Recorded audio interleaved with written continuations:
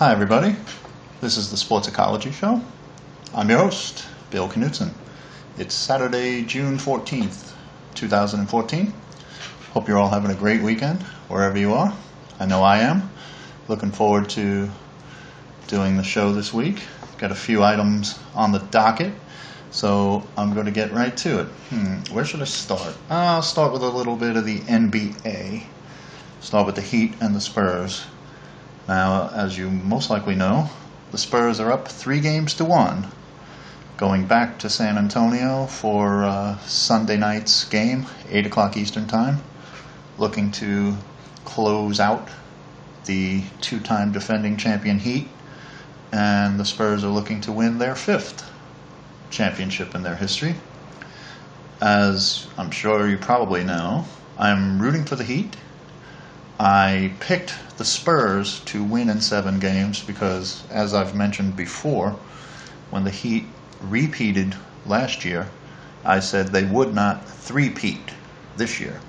I thought the Pacers would be really, really tough like they were last year and may even beat the Heat, but as we know, the Pacers weren't nearly as good as they were last year, and the Heat got through pretty easily. But I knew that the Spurs, if they got a chance at revenge against the Heat, I just really believed that the Spurs would win a tough series over the Heat, and I picked the Spurs in 7. Well, after the first 2 games in San Antonio, the Heat could have won Game 1, but the Spurs got that one, and the Heat did win Game 2, so I thought the Heat were in pretty good shape. You know, getting the split, that's the minimum you want to do in the first 2 games on the road, is get the split. Now, I said, of course, I expected San Antonio to get a split in Miami. Not only did they not split, they took both games from the Heat in dominating fashion. The Heat just got blown out on their own floor. Game 3 and Game 4. The Heat just got blown out. The Spurs were clearly the better team. Like I said, I expected the Spurs to get revenge in this series, in a tough series. I had it 3-3 after 6, and the Spurs winning the championship on their own floor in Game 7. I did not expect the Spurs to come into Miami and not only win both, but dominate in both and have a 3-1 lead. That I didn't expect. But now that it is 3-1 Spurs, going back to San Antonio for Game 5 Sunday night, it's over. I do not see the Heat regrouping and winning a second game in San Antonio. To be honest, I didn't even expect them to win any games in San Antonio. I thought they would win their 3 home games and lose the 4 games on the road. But I did not expect them to get clobbered Games 3 and 4 at home. And to be on the verge of elimination in Game 5, I don't see the Heat coming back and winning a Game 5 in San Antonio to stay alive. San Antonio smells the championship. They smell getting the revenge on the Heat. They feel the Heat stole the championship from them basically last year. I said the Spurs are going to put the pedal to the metal and they're going to knock the Heat out in 5. I'm hoping not. I hope the Heat can pull a miracle out and win 3 in a row, including Games 5 and 7 in San Antonio. I just don't see it. I don't even see them winning Game 5 tomorrow night. I'm saying it's going to be the Spurs in 5. They smell it. They've got it. And they're going to close it out in 5 games tomorrow. All right. On to a couple of other NBA things. LeBron and Carmelo Anthony both can opt out after this season is over. Carmelo has already announced that he's going to opt out and test the free agent waters. Phil Jackson is trying to get him to stay at least for 1 more season. And then, if he still wants to opt out. I guess maybe Phil Jackson's going to try and get enough talent around Carmelo where the Knicks can challenge, because certainly the Knicks are not challenging for anything in the East right now. Didn't even make the playoffs last year. Carmelo can make $23.3 million if he stays in New York next year. But he's already said he's going to opt out. I believe he will. And I don't blame him. The Knicks don't have much. Carmelo's been in the league 11 years now. He's never made it out of the second round of the playoffs. Obviously, he wants to get a championship. So I believe he will be a free agent, and there will be teams that can afford his salary that will want his offensive skills.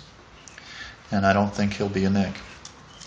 I'm hearing that Carmelo wants to go down to Miami and join the big three down there in Miami. And if that happens, I'm positive, very positive, that Dwayne Wade's not going anywhere. I'm not sure about Chris Bosh. He's got a couple of championships now, made it to the conference finals 4 straight years. He's going to end up winning 2 titles because, like I said, the Heat are going to get eliminated this year. Maybe he wants to move on and, maybe be the man instead of kind of the third option on the team. I don't know, and take a little less money somewhere else, maybe, but have a chance to get to a good team, win, and be a bigger part, of that winning than he is in Miami. I don't know. But I'm hearing Carmelo might want to join with them down there, but who is he going to be with? Like I said, Dwayne Wade's going to be there. Bosh, we don't know. Is LeBron going to stay in Miami? I'm thinking he probably will, but I think the Heat have gone as far as they're going to go. And they had a great run the 4 years that the Big Three has been there. Made it to 4 straight Eastern Conference finals. 4 straight NBA finals, which is awesome and rarely done in the history of the NBA. They're going to end up 2 wins, 2 losses in the NBA championships, which is not bad at all. But if LeBron stays with Wade and Bosh, and Carmelo Anthony comes, so say it's a big 4, the Heat are still not good enough to win the title, I don't think. Carmelo is one-dimensional. He's very good at that one dimension. He's a scoring machine, which is awesome, but he's going to have the ball all the time. He's not a LeBron James that enjoys, making players around him better with the sweet passes and all that. Carmelo doesn't pass the ball very much. So I think that's going to be a problem if the 4 of them stay together. He's going to want the ball all the time, and that's not going to happen when you have a LeBron James on your team. LeBron needs to be the star. Obviously, LeBron has proven over the last 4 years in Miami that he is the man. And Carmelo and LeBron, I don't see how that's going to work. So even if Carmelo comes down and makes it a big 4 with the big 3 that they have now, if they all stay intact, I still don't think Miami is good enough to get back on top. But we'll have to see. LeBron is going to have his suitors. Obviously, a lot of people are talking about Cleveland. I don't see it. I know Cleveland has the number 1 pick coming up. But except for the number 1 pick that they took LeBron with, the last few number 1 picks that they've had, Kyrie Irving's a good player, yeah. But, is LeBron and Kyrie good enough in Cleveland? I don't think so. And last I checked, the owner of the Cleveland Cavaliers is still the same one that ripped LeBron to shreds when LeBron made the decision to leave, and he's still the same guy. So I don't think LeBron is going to want to go back and deal with that. LeBron wants to go where he can win now, not 2, 3, 4, 5 years from now, however long it may take Cleveland. Cleveland's never even won a championship. So I don't think he's feeling that. I think he's going to stay in Miami, but there are other interesting things out there. Would the Knicks be an option? He loves to play in New York City, loves Madison Square Garden. He shows up in New York with Phil Jackson in charge of everything. Maybe they get Carmelo to stay. I don't know. Maybe they get other free agents. Maybe a Kevin Love in a trade this year, or he can opt out, I believe, next season. I don't know. Of course, selfishly, I would love to see LeBron. I was never a big Carmelo fan. He's great on offense, but he doesn't make the team better, and he doesn't give you much on defense. I would love to see LeBron in New York and get another key piece or two, because the Knicks don't have nearly enough, even if they brought LeBron in. So they'd have to bring a couple of other pieces around LeBron to give them a chance. But I don't know. I'm thinking LeBron's going to stay in Miami. Carmelo, I don't know if he's coming to Miami or not. I just recently heard that. I'm hearing Chicago maybe. Carmelo in Chicago would be interesting.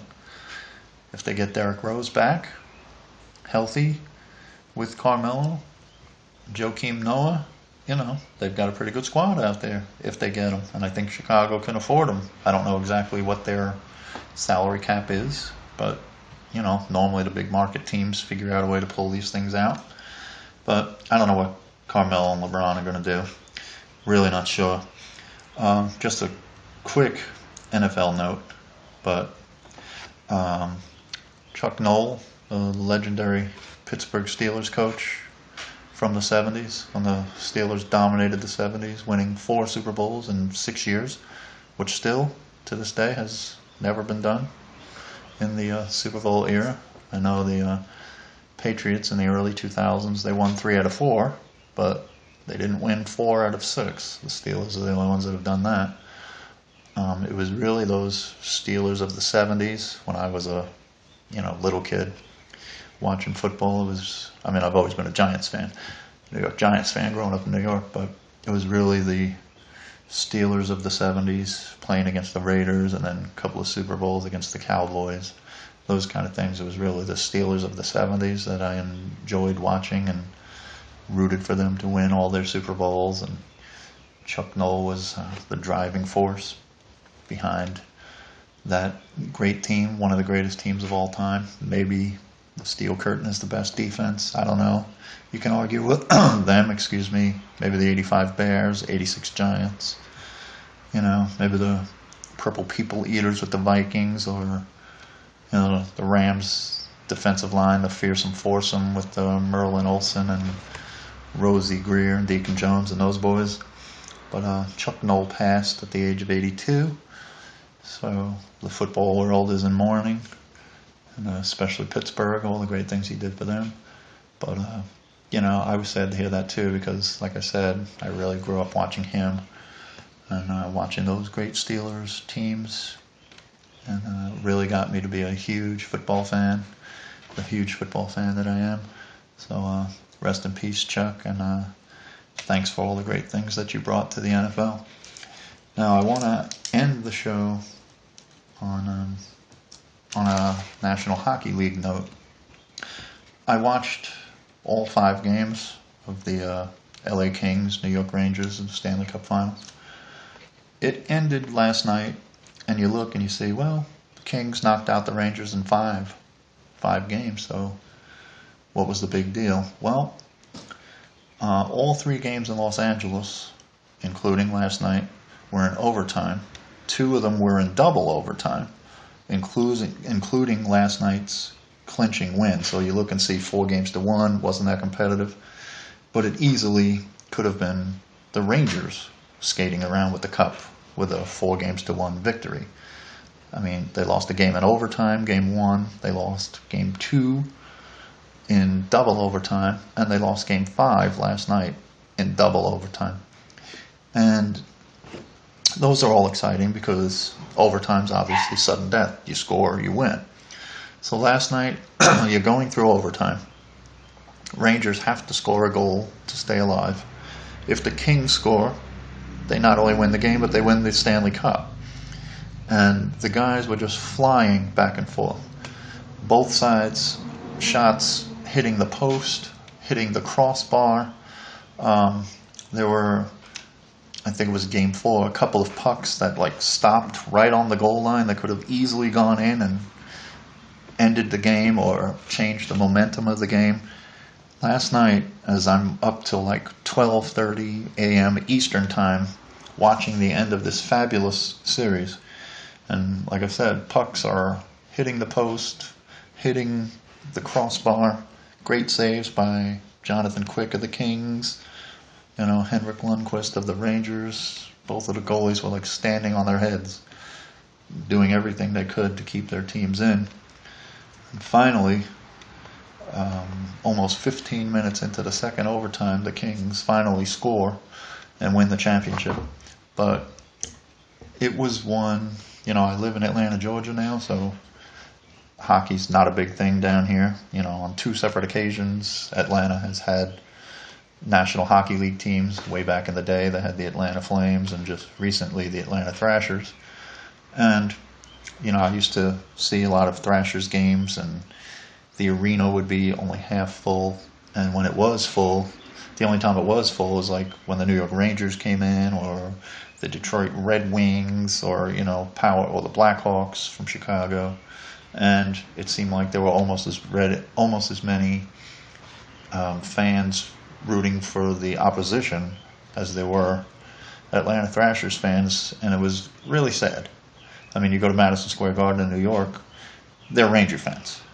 20,000 howling Ranger fans. You don't see, tons and tons of the opponents. No, you don't even see them at all. You don't see the opponents' jerseys anywhere. So, and as I've said before, Atlanta's not a good sports city. They don't support their teams. The only thing they really support is college football. University of Georgia Bulldogs college football is really the only thing they support. But the other teams, they don't really support as well, nearly as well. But I just wanted to say that, especially last night, but the whole series, the Stanley Cup Finals, was some of the best hockey I've seen in my 47 years of living. I'm not a Ranger fan at all. I'm not sad that the Rangers lost, but I know they're disappointed today, but they have nothing to be ashamed of. The Kings are more talented, I think, and they probably showed it, especially when the game was on the line. But the Rangers came to play, and they came to play every night. They played hard. No matter how tired they were, they kept hustling. I know they blew 2 or 3 times. They blew 2-goal leads. Maybe the Kings were just too good. I don't know. But they never gave up. None of the wins were easy for the Kings. Like I said, it could have gone the Rangers' way. It was a game of inches. Normally that's, referred to in baseball or football, but it was definitely in a couple of these games, especially last night, with, potential winning shots, hitting the post, hitting the crossbar. But I just wanted to say, even though I'm not a Rangers fan, I root for the New York Islanders, and hopefully the Islanders will be respectable again one day. But I just wanted to tip my cap to the Rangers, because they came, they fought hard, they played really hard, the fans were behind them 1,000,000%. And hold your head up, because you played really well. You represented the Eastern Conference tremendously well. You represented New York City, the National Hockey League, really well. And I just wanted to say that. And of course, congratulations to the Kings. They won in 5, but they would even tell you there were 5 hard-fought games that could have gone to the Rangers as well. So congratulations to the Rangers and to the Kings, and thanks very much for a very, very enjoyable Stanley Cup final. It brought back, me growing up a hockey fan, brought back good memories of the way hockey's supposed to be. Not all these fights and stupidity, just skating, hitting properly, shooting, doing all the things you're supposed to do that make hockey enjoyable. So thanks for both of them. I enjoyed the series very much, and I hope you were watching, New York Islanders. You haven't been respectable in quite a while. You got 4 cups back in the 80s, and you haven't even come really close to the finals in the last 30 years very often. So get it together, Islanders. I'm waiting. But anyway, that's all I've got for today. Enjoy Game 5 of the Heat Spurs Sunday night, 8 o'clock Eastern. I think it's over. I think the Spurs have it. They smell it. They're at home. I think it would be a miracle if the Heat would win Game 5. I'm rooting for them too, but I don't see it happening. I think the Spurs will eliminate them. If you're into the soccer, enjoy the World Cup. U.S. Open golf is going on. Enjoy that. Enjoy the baseball. Don't get me started on my Mets and their bullpen issues. We'll save that for another show. I know I've mentioned it before, but we'll save that for later. Happy Father's Day to all you fathers out there. Have a great day. Do whatever you like to do. Enjoy it. And follow me, Twitter, Facebook. You know how to do that. Go to YouTube, subscribe to the show. You all know how to do that too. Thank you very much for listening. Have a great weekend, and I'll see you next time, America, wherever you are.